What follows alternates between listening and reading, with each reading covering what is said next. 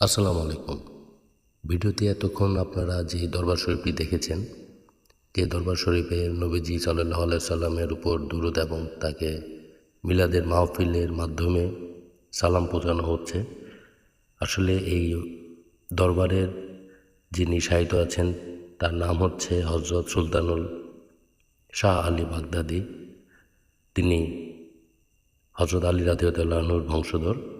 এটি বাংলাদেশের মিরপুর ১ নম্বরে অবস্থিত। আসলে অলি আল্লাহর ব্যাপারে আমার বলার কিছু নেই। আমরা বিভিন্ন বই পুস্তক এবং বিভিন্ন জীবনী শুনে তাদের জানতে পেরেছি। আর আমার মূলত অলি আল্লাহগণকে ভালো লাগে, ভালোবাসি। তাই প্রায়ই অনেক জায়গায় গিয়ে অলির দরবারে যাই। তো এটি একটি বিশাল বড় একটা জায়গা নিয়ে গঠিত এবং খুব সুন্দর।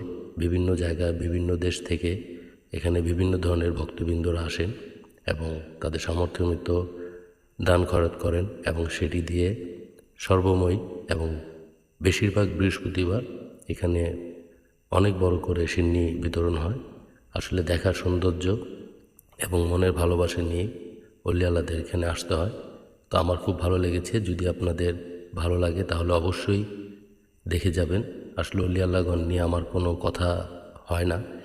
আমি দেখার সৌন্দর্য এবং ভালো লাগার ভালোবাসি দেখি আসি। ধন্যবাদ।